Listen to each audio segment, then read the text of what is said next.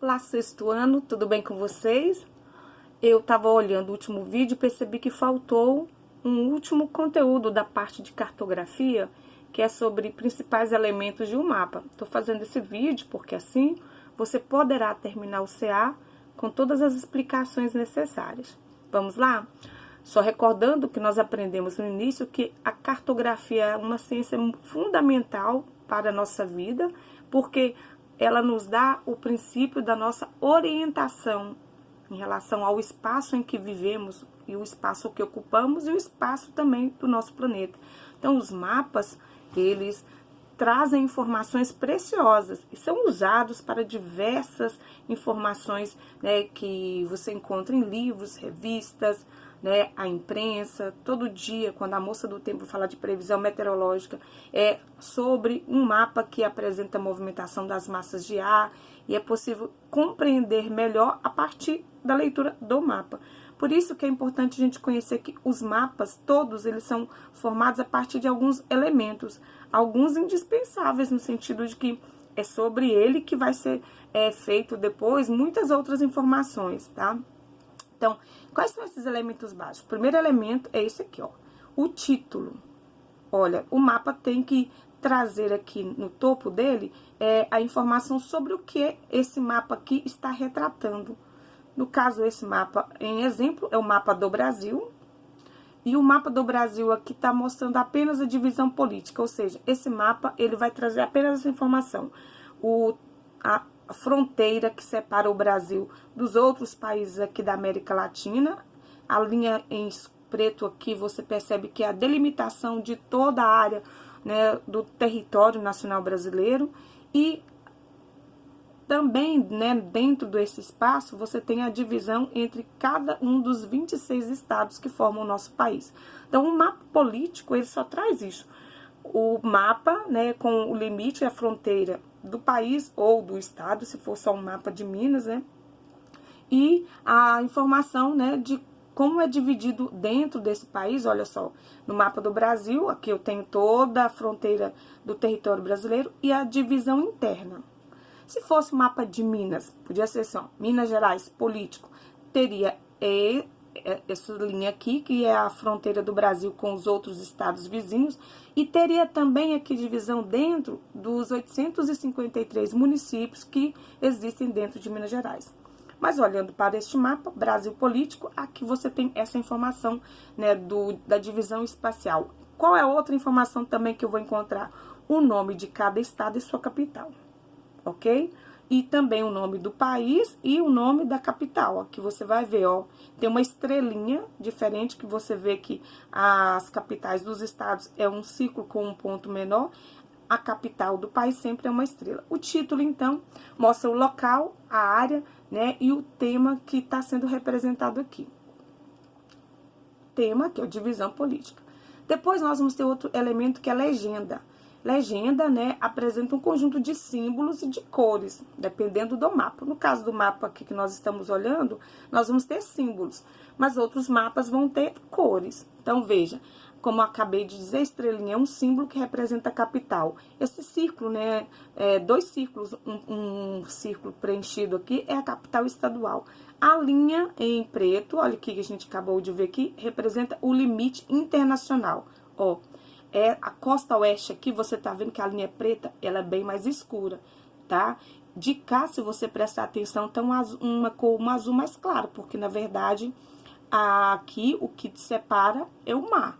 Então, você não tá vendo o preto escuro aqui desse lado, onde o limite é o mar.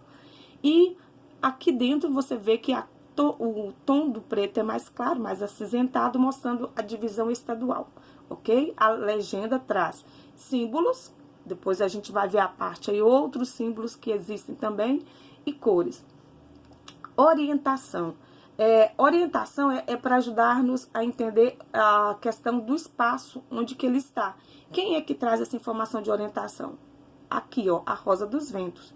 Ela vai nos mostrar, então, como é que eu faço. Se eu sobrepor essa Rosa dos Ventos aqui, ó, e traçá-la aqui no mapa, ó, eu vou entender, ó, se eu pegar, fazer igualzinho tá aqui, pegar um lápis e traçar as mesmas linhas, eu tenho norte, sul, leste, oeste. né? Nordeste, Sudeste, Sudoeste, entendeu?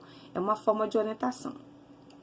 O mapa também, um outro elemento, é a fonte. Fonte conta de onde foi tirado esse mapa que está no seu positivo, podia estar numa revista, podia estar num jornal, né? A fonte é importante, porque aqui você está vendo que a fonte desse mapa é o IBGE. O IBGE é um órgão do governo federal, né, responsável em fazer todo o estudo, né, sobre a geografia do Brasil. Todas as informações, né, novas, atualizadas, são feitas por esse órgão que chama-se Instituto Brasileiro de Geografia e Estatística, né, informação sobre quantos nós somos, sobre a faixa etária, quantos, né, jovens, adultos, velhos, recém-nascidos existem no país, quantos municípios, a característica do município. O IBGE, ele traz todo o conhecimento geográfico sobre espaço, sobre população, né, sobre tudo que se refere ao nosso país. Então, é uma fonte segura. É importante, quando você for fazer uma cópia de um mapa, olhar se o órgão, né, que criou aquele mapa é um órgão seguro. Então, já posso te ir adiantando que se você precisar fazer, né, uma pesquisa, sempre procure uma fonte do IBGE, porque é uma fonte confiável. Também você tem, além da Rosa dos Ventos, tem aqui a localização. Outra forma é que sempre tem um tamanho bem reduzido do mapa mundi para mostrar que este mapa, representado aqui numa escala maior, ele está localizado, faz, né, referência a essa parte aqui do continente americano, a localização no mundo. E esses números que sempre aparecerão são chamados de escala.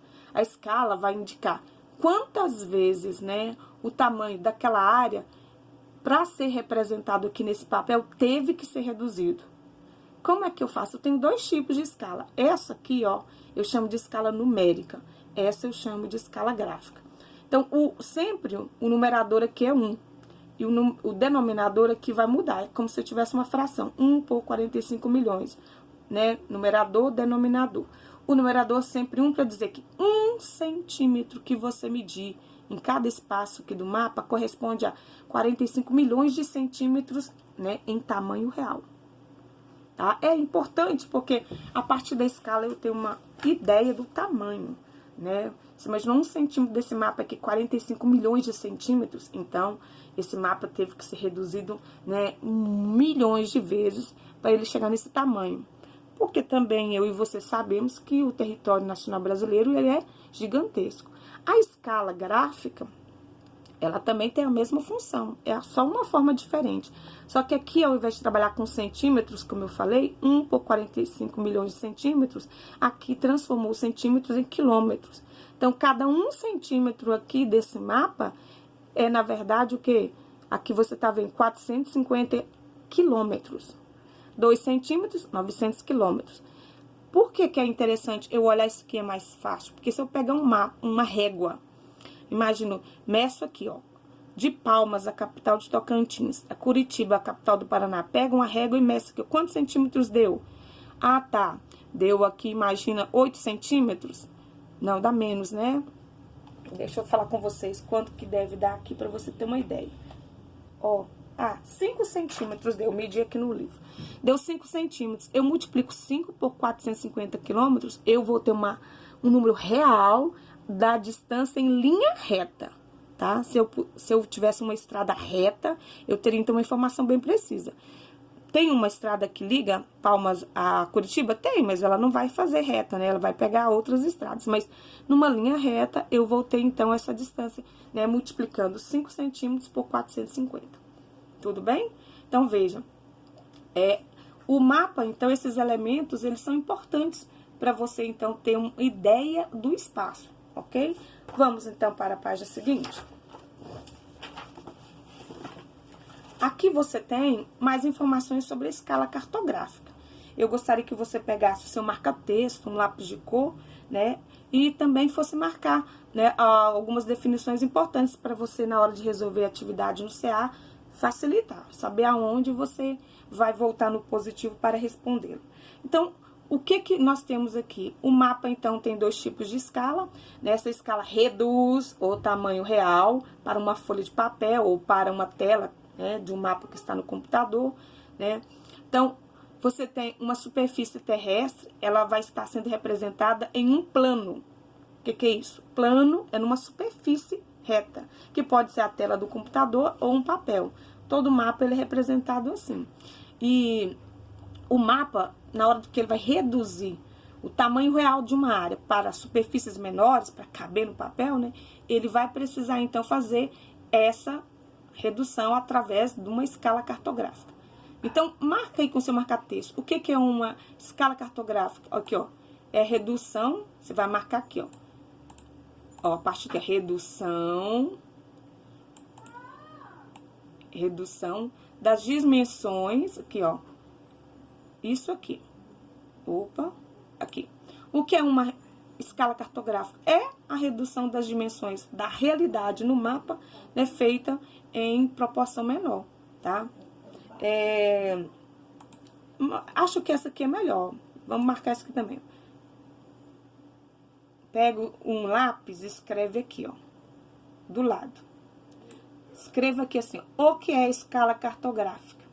E aqui você tem a resposta melhor ainda, ó. Escala cartográfica é proporção entre as medidas reais e aquelas representadas no mapa. Essa definição tá mais fácil ainda, é a correta, ó. Então, ela pode ser definida como? Então, põe aqui, ó. O que é? É a proporção entre as medidas reais e aquelas representadas no mapa. Só no mapa? Não, você também pode encontrar... Você também vai encontrar em objetos. Aqui você tem um carrinho, uma miniatura de uma Kombi. Tá vendo? É uma miniatura. Que você vê que eu tenho uma régua aqui para medir que ela chega o quê? Essa Kombi tem 13 centímetros, né? O tamanho dela é 13 centímetros. Aqui na base da Kombi você tem essa informação. Ela foi produzida, né, pela Volkswagen e aqui tá dizendo a escala dela, 1/32. Tá dizendo o quê? Que o tamanho real da Kombi, o tamanho real dela foi reduzido o quê?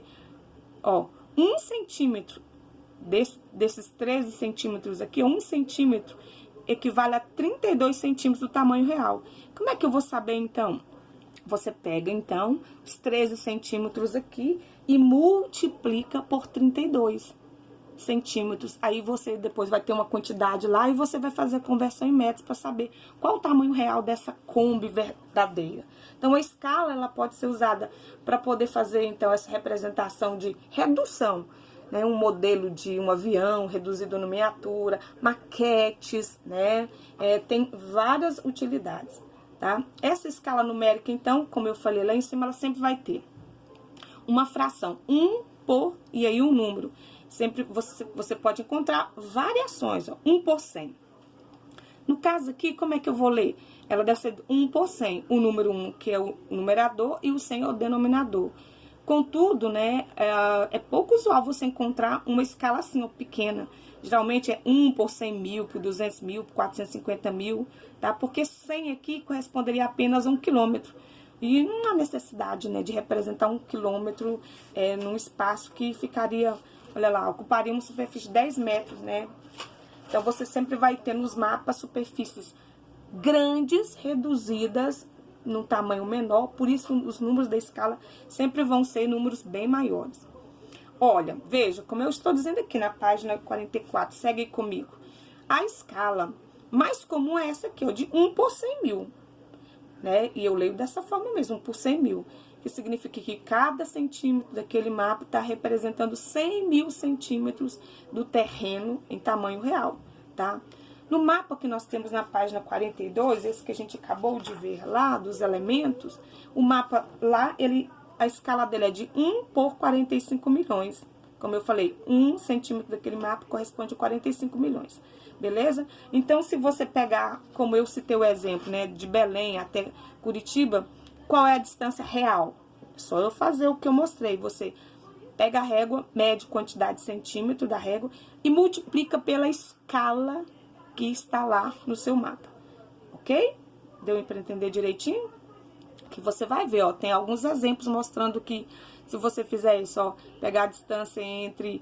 Aqui mostrou 2 cidades pertinhos. A capital do Acre, é Rio Branco, e a capital de Rondônia é Porto Velho.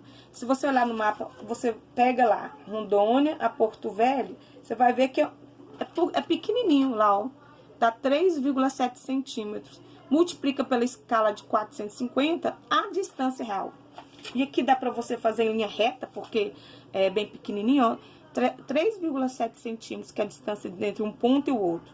450, que é o número da escala, você vai ter, de verdade, as duas cidades, elas ficam numa distância de 1.665 quilômetros. Deu para entender? Então, vamos lá. Aqui você tem uma atividade, presta atenção, que é para exercitar isso. Como?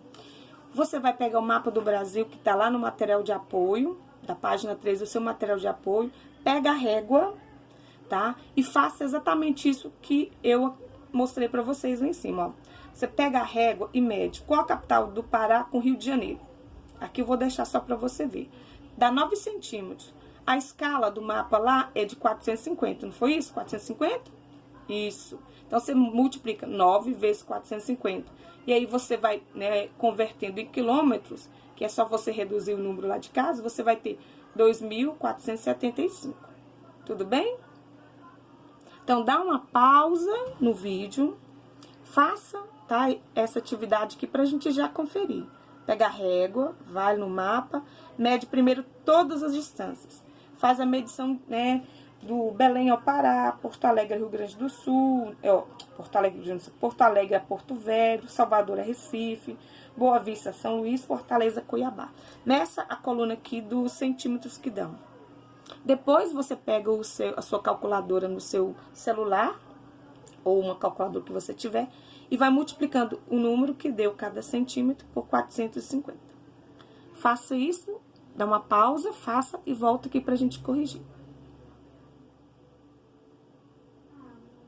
Muito bem, eu espero que você tenha feito, né? Então, ó, só para fazer um cálculo matemático, os 9 centímetros, então, correspondem, né, na distância real entre Belém e Rio de Janeiro, de 2.475 quilômetros. Porto Alegre a Porto Velho, ó, o sul até lá, ó, o Porto Velho, né, aonde fica Porto Velho, é a capital de onde? Rondônia, então você vê lá, ó, não tá muito longe, mas tá, né? Deu 10 centímetros, vai dar 2.750. Salvador, a Recife já é bem pertinho, 2,5 centímetros, mas veja, dá 687,5 quilômetros. Boa Vista, capital de Roraima, também não tá tão longe de São Luís, a capital do Maranhão, 7 centímetros, mas é quase 2.000 quilômetros, é muita estrada. Fortaleza, capital do Ceará, e Cuiabá, capital do Mato Grosso, 8,5 centímetros, muito longe, né? 2.337 quilômetros e meio. Viu? Então, é fácil você fazer aqui, na verdade, é real? É, mas é um real aproximado, porque eu já te falei que as estradas não são retas, né? Elas têm curvas, elas não são traçadas em linhas retas, elas obedecem o relevo da região. A escala gráfica que eu já expliquei tá aqui nessa página 45. Você tem um desenho de uma barra, né? Aqui sempre ela vem preenchida com essa faixa escura, para dizer que aqui é 1, né? E 1 centímetro, né, pode corresponder a 10 quilômetros, 100 quilômetros, 100.000 quilômetros. Isso vai variar de um mapa para outro. A leitura é aquela mesma, né? 1 centímetro, né, corresponde a 10 quilômetros. Você vê que a unidade de medida que muda. No anterior, quando é numérica, é centímetro. Quando ela é barra, ela sempre é em quilômetros. Presta atenção.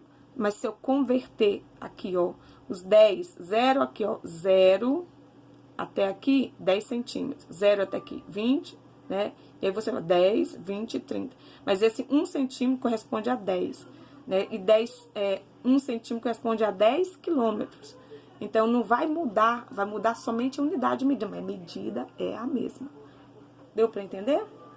Qual que é a vantagem da gente usar? Eu acho essa aqui mais fácil.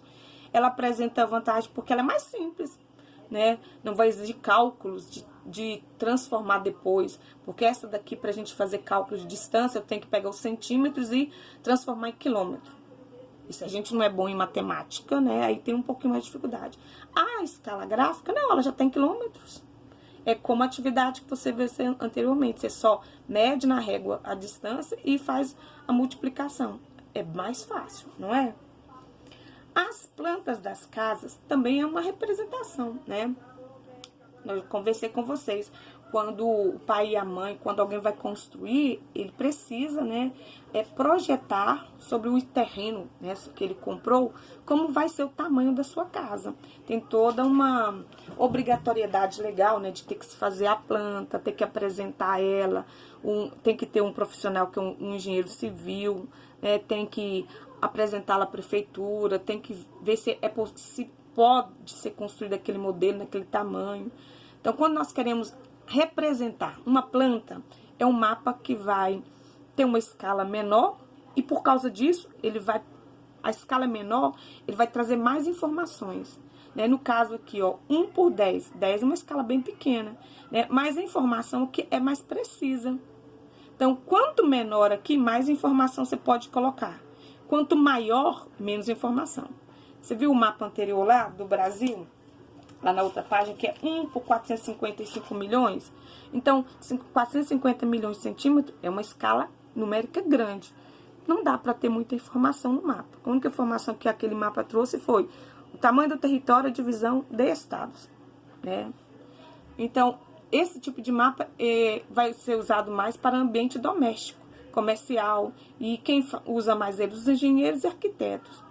Né, os órgãos públicos também, quando trabalham espaços urbanos, por exemplo, você pegar um mapa só da cidade de Vazante, a escala vai ser menor. E você vai poder colocar nesse mapa só da cidade todas as ruas, né, os bairros, muita informação, tá? Porque a escala é menor, a informação é maior. Escala é maior, a informação é menor, sempre o contrário. Olha que a escala dessa planta, desse apartamento, 1 por 10. Mas olha para você ver, a escala é menor, mas você consegue ver toda, né, o tamanho, né, do apartamento com as informações e geralmente, né, já colocam até o mobiliário para dizer que esse espaço comporta uma cama, sei lá, né, traz mais informações e esclarece mais, no caso, para quem vai comprar. Tudo bem? Então, vamos ver agora, na página seguinte, 46, você tem uma atividade bem tranquila para você exercitar isso que eu falei. Então, agora, presta atenção que a gente vai para a página 47. Vou fechar aqui só para você não ver, tá? As respostas, né? Porque senão você... Ok. Então, vamos lá. Agora, vamos ver como podem ser os mapas. Os mapas podem, né, ter vários nomes. Eu tenho vários tipos, ó. Aqui nós vamos ver, então, que eu tenho mapas que eu chamo de mapas temáticos. Aquele mapa que a gente viu anteriormente, o mapa Brasil político, né? Ele é um mapa que eu chamo de mapa geral. Por que o mapa geral?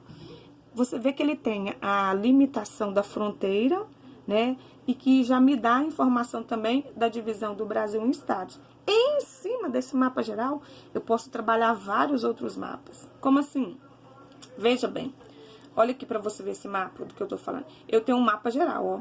Não é um mapa que a gente viu lá do Brasil político? Olha só. Tem a fronteira nossa, dividindo com os países vizinhos. Eu tenho a divisão interna dos 26 estados. Um mapa geral. Mas em cima desse mapa geral, eu tenho agora outra informação, outro tema. Qual que é? O número de domicílios que existem no Brasil que tem geladeira. Viu como o IBGE, ele trabalha com todo tipo de informação?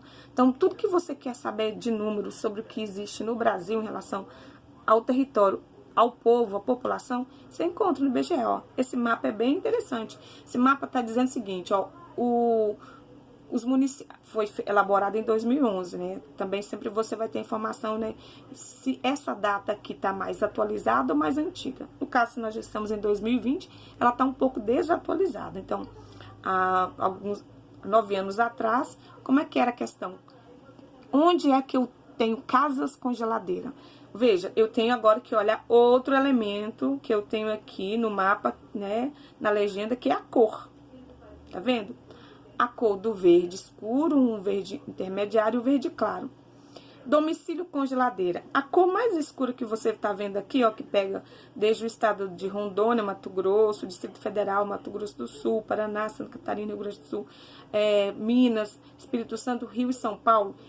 Em todas as casas desses estados, Ó, 95% da população tem geladeira em casa. Aqui, 95% das casas tem geladeira. Essa cor intermediária, um verde um pouco mais claro, já cai um pouquinho. É entre 90% e 95% tem geladeira. E esses estados mais clarinhos têm um número menor. De 83% a 89% da população tem geladeira. Mas se eu perguntar no geral, né, as pessoas, a maioria da população tem geladeira. E nós somos hoje no Brasil mais de 210 milhões de brasileiros. Então, daria em média o quê? O que você acha em média daqui desses 210 milhões? Né, eu tenho aí um número de 200 milhões, ou talvez um pouco menos, que tem a geladeira. Tá? Vamos responder as questões sobre esse mapa aqui. O mapa temático, ele pode trazer muita informação. Você poderia ter um mapa temático do mundo? Pode. Você pode ter um mapa mundi, que é um mapa mundi também um mapa geral. E em cima do mapa mundi, você podia colocar informação variadas. As línguas, as religiões, guerra, conflito, país desenvolvido, subdesenvolvido. Então, vários temas, eles podem ser representados sob um mapa, né, geral, como esse que eu mostrei aqui. Pergunta aí da número 1. Qual a principal informação apresentada no mapa? Fala aí pra mim. Que informação você tem aqui no mapa? É o título, ó. É a porcentagem de domicílios com geladeira no Brasil. Concorda comigo? Que o título não é Brasil? Então, qual que é o tema? Percentual, porque aqui a gente está trabalhando com percentual, né? De domicílios com geladeira no Brasil. Então, dá uma pausa e responda aí. Escreva o nome de 3 unidades da federação. Atenção, você está muito acostumado com o nome Estado. Estado brasileiro, Estados brasileiros. Unidade da federação é a mesma coisa. Cada um desses 26 aqui, ele é uma unidade da federação. Por quê? Porque quando eu junto todos os 26, eu tenho uma federação. Federação é a união de vários estados em torno de um único governo. O governo federal, por isso chama governo federal, tem poder sobre cada federação aqui, ó, 26, né? O nome completo do nosso Brasil não é Brasil apenas. Você sabia qual que é o nome completo? Você tem um nome completo, não tem? O Brasil também tem. Ele chama República Federativa do Brasil. Exatamente por causa dessa forma de governo, né? Você tem um governo central e você tem unidades federativas com certa autonomia. Escreva o nome de 3 unidades da federação, ou seja, 3 estados, né? Que apresentam os menores percentuais de domicílio com geladeira. Qual deles? Qual dessas cores aqui tem o menor número de geladeiras? Isso mesmo, muito bem. Os de cor verde clarinho. Então, você pode escrever qualquer um desses, ó. Amazonas, Pará, Piauí ou Bahia. Ou Amapá, Roraima. Há algum padrão ou algo em comum na distribuição dos 2 grupos citados na questão anterior? Escreva o que você percebeu. Ó, os 2 grupos aí, ó. Algum padrão. Qual que é o padrão que a gente falou aqui, ó? Padrão que a gente usou aqui, ó. Há algum padrão ou algo em comum na distribuição dos 2 grupos citados nas questões anteriores? Quais as questões que a gente falou? O nome das 2 unidades que tem menos geladeira por domicílio. Ah, não, eu pulei a 3, né? Desculpa. 3. Escreva o nome de 3 unidades da federação que apresentam os menores percentuais e o 2 os maiores. Então, na número 2, você escreveu 2 que tem mais geladeira e na número 3 que tem menos. Então, qual que é o padrão que a gente usou? A cor. Então, a pergunta é, qual que é o padrão? A diferença em tons do verde. Mais escuro, mais geladeira, né? Quanto menos, ó. Então, a pergunta, qual que é o padrão? Foi a cor, ponto. Mais escuro, mais geladeira. Mais claro, menos geladeira. Esse é um padrão. Então, a questão 2 é os estados que tem mais geladeira por domicílio. Domicílio é casa, né? E a número 2, 3, que tem menos. E a número 4, o padrão, é a cor, a variação do tom de verde. Então, veja, agora na página 48, nós temos outra atividade que é bem interessante. Olha, Nós vamos relacionar, então, os títulos que eu tenho aqui, ó. Ó, veja, eu tenho os títulos aqui, ó. Eu tenho 4 mapas e você vai olhar para esses mapas, olhar os elementos do mapa e vai dar o título. Todos, obviamente, é o mapa do Brasil, mas um é o Brasil político, outro é o Brasil falando do clima do Brasil, unidades de conservação, ó, áreas, né, de preservação natural, e o mapa que vai falar das redes de transporte. Então, vamos lá. Você vai dar uma pausa e relaciona A, B, C, D. Agora que você relacionou, vamos olhar o primeiro mapa. Qual o título que você dá a esse primeiro mapa aqui? Que informação que você vê aqui? Isso mesmo, ele só tem o limite, né, do país e a divisão dos estados. É o mapa do Brasil político. Parabéns se você colocou A. E aqui você tá vendo, ó, olha o símbolo, uma arvorezinha, né? Arvorezinha representando o quê? Áreas de conservação, que é a letra o quê? C. Tá bom, hein? Você foi muito bom. Vamos para o próximo? Vamos dar uma atenção aqui, olhando esse mapa. Tem avião, né? Avião é um meio de quê, gente? Mata charada. De transporte, né? Beleza. E aqui você tá vendo linhas em vermelho. Sabe o que representa? Um mapa rodoviário, que é esse aqui, ele vai trazer sobre um mapa geral, que é aquele que eu falei lá, o território brasileiro, divisão lá em cinza claro em 12 estados, sobre o mapa geral foi feito aqui um mapa rodoviário, mostrando essas linhas em vermelho representam as rodovias, que são as estradas, né, que ligam uma cidade a outra, um estado ao outro, né? E você vê que eu tenho um número grande de estradas na região Nordeste, Sudeste e Sul, mas elas ficam menos, né, em número menor no Centro-Oeste e menos ainda que quase pouquíssimas na região Norte. Alguém sabe me dizer por que a região Norte tem poucas estradas? Isso mesmo, porque aqui a existência de rios faz com que eles usem mais os rios como estradas. É o que a gente chama de hidrovia. E essas em vermelho são rodovias. E as azuis aqui são o curso do rio. Então, são os rios que também são navegáveis, usados como meio de transporte.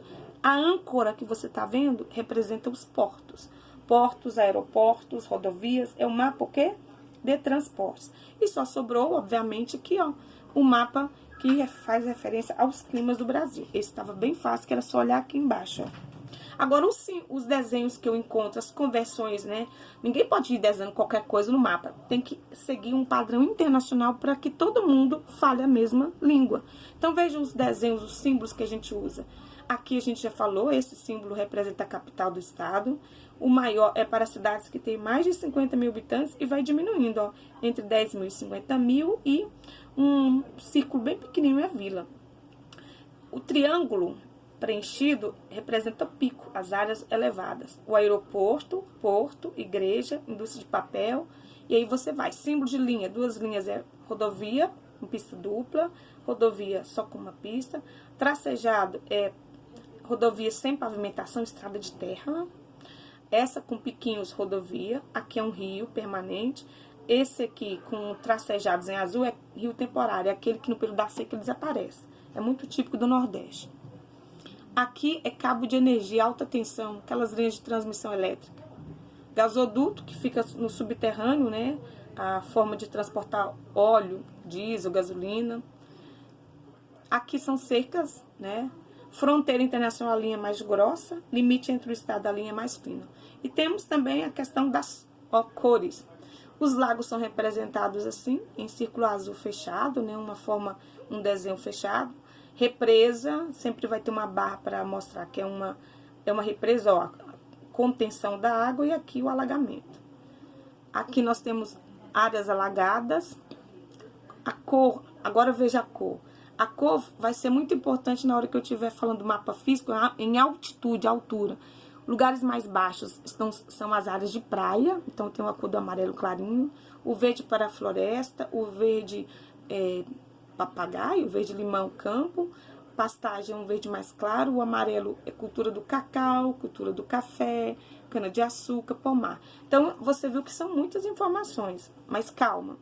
Você vai olhar, prestar atenção, mas dar atenção para alguns, porque de repente, quando você precisar de todos, né, não vai conseguir, mas vai dando uma olhada naquilo que é mais comum a gente encontrar. Rodovia, porto, aeroporto, capital, né? Agora, e quando eu vou representar no mapa a altura de um lugar? Presta atenção. O relevo é a altura de uma superfície. Para isso, nós vamos ter, né, o que nós chamamos de níveis altimétricos, que é a altura. Como é que é feito? Olha que interessante. Você tem aqui a representação da área, mede-se a área, representa ela na superfície de um papel e depois pega o topo e mede até, né, a base. Aí você tem a altura maior. Aqui no caso, esse morro aqui tem 450, uma serra, né, na verdade, 450 metros de altura em relação ao nível do mar. Olha que interessante. Do meu lado direito aqui, ó, você pode ver que essa área da superfície aqui tá mais íngreme, não é? Íngreme. Tá mais, né, quase reta aqui, subindo na vertical. Tá mais íngreme. Nesse caso aqui, como você vai ver que tem variações, ó. Aqui tem uma medida, aqui tem outra, uma altura, outra altura, outra altura, outra altura. Então, quando você tem linhas bem próximas assim, significa que aqui eu vou ter áreas bem mais elevadas, tá? Linhas, e eu chamo essas linhas aqui de isolinha. Tá vendo que ela tá pertinho aqui? Por quê? Porque foi percebendo que a altitude aqui, ó, a altura foi mudando conforme, né, a inclinação. Então, as linhas chamadas isolinhas estão mais próximas, representam áreas mais elevadas. Agora, se eu olhar aqui essa costa, você tá vendo que o declive aqui é menor? Ó, aqui é mais alto e aqui vai rebaixando. As linhas aqui, se você perceber, ó, a altura aqui mais ou menos a mesma, aqui também, aqui também. Então, linhas mais distantes estão representando áreas mais baixas. Então, a cor aqui, ó, o topo representando a área mais elevada, que vai de 400 a 500 metros de altura, e aí vai alterando conforme a cor que a gente viu lá, ó. Então, ó, 100, 200, 300, os números aqui também podem variar, tá? Pega o seu marca-texto e marca aí, por favor. Para que eu faço, então? Como é que eu faço para mapear o relevo? Eu uso o que? Curvas de nível. Marca aqui, ó. Curva de nível é o que eu uso para marcar, então, a altitude, a altura de um lugar, né? E o que é essa curva de nível? Aqui é a variação de altura entre pontos e áreas distintas. Curva de nível é a variação da altura entre um ponto e as outras áreas. Nesse caso aqui, o ponto mais elevado é as áreas vizinhas, né? Ou circunvizinhas, que têm altitude diferente. Como é que funciona, então? Aqui tem a palavrinha que eu te disse, as linhas quando estão mais próximas, né? O morro dividido em faixas de altitude, né? Porque aqui, ó, tem alturas diferentes. E essas faixas, quando essas linhas estão mais próximas, elas formam o que nós chamamos de isolinha, né? A isolinha, então, essa linha que eu marco aqui de diferentes alturas. Então, veja a representação desse relevo aqui, ó. O mar, que é a superfície mais plana, e aqui você tem duas elevações. Olha, tá vendo essas isolinhas aqui? Que elas estão distantes ou elas estão afastadas? Aqui, ó, como aqui é o ponto mais elevado, você tá percebendo que as isolinhas estão mais próximas? E aqui, tá vendo que aqui é mais baixo? Aqui você percebe que aqui as isolinhas estão afastadas? Então, olhando, só em olhar as linhas, você também, a partir das curvas de nível. Imagina que não tem essa imagem e só tenha essa, você vai olhar pela, ó, aonde que eu tenho um ponto bem elevado. Olha aqui para você ver onde essas isolinhas aqui são bem próximas. É aqui, ó, representando essa parte, a mais elevada, tá vendo? Podemos perceber, então, as formas do relevo, considerando essas diferenças, né, de uma área em relação à outra. Tá? Lembrando que o nível do mar sempre marca o ponto zero. É o ponto de partida para eu marcar. Todas as alturas, altitudes. E a cor também é importante. Que olha aqui para você ver. A cor no mapa físico, que é o mapa que marca a altimetria, a altura, ele vai ter esse padrão de cor aqui, ó.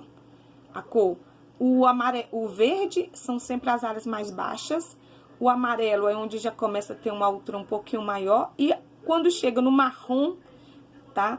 São as áreas mais elevadas. Aqui, ó, veja aqui na legenda que você tem as cores. O verde, que é a parte mais baixa, mede 0. Ó, que chega no verde clarinho, tem de 100 até 200 metros de altura. O amarelo de 200 metros até 500. Esse laranja que já é uma área bem mais alta, né? Ele vai de 500 até 800. Esse laranja escuro, eu diria o que? Um ferrugem, ele já é um ponto bem alto. E o marrom, o tom de marrom, quanto mais escuro, mais elevado. Então, só em olhar para a cor, você vê que eu tenho a região da Amazônia, fica numa região de planície, o litoral é uma região de planície, essa região onde tem tons de marrom são as áreas mais elevadas, onde tem, ó, a Serra do Mar, a Serra da Mantiqueira, a Serra da Canaça, aqui em Minas, né, a Serra do Espinhaço, o Planalto Central Brasileiro, onde fica Brasília, tá vendo? Aqui você tá vendo esses pontos aqui do ferrugem até o marrom, que aqui não tá tão marrom, mas no seu livro aí da página 51 você vê, é onde representa o relevo brasileiro. E aqui tem, olha que interessante, olhando então, ó, do zero do mar, eu vou ter no Brasil, né, um relevo que varia, né, a Serra Geral, ela chega a 900, ela tem algum pico que passa um pouco mais de 1000, tá? A Serra do Espinhaço, aí você mede aqui que chega uns 900, e aí você vai vendo que eu tenho um relevo bem diferenciado. Na média, o relevo brasileiro não apresenta grandes altitudes, tá bom? Agora, com essa explicação, você pode finalizar a página que eu falei, né? A página 50, 46, 52, 53 e o restante do seu ar, beleza? Bom trabalho, boa atividade e vamos estudar bastante, rever os vídeos várias vezes para fazer uma prova maravilhosa. Bye!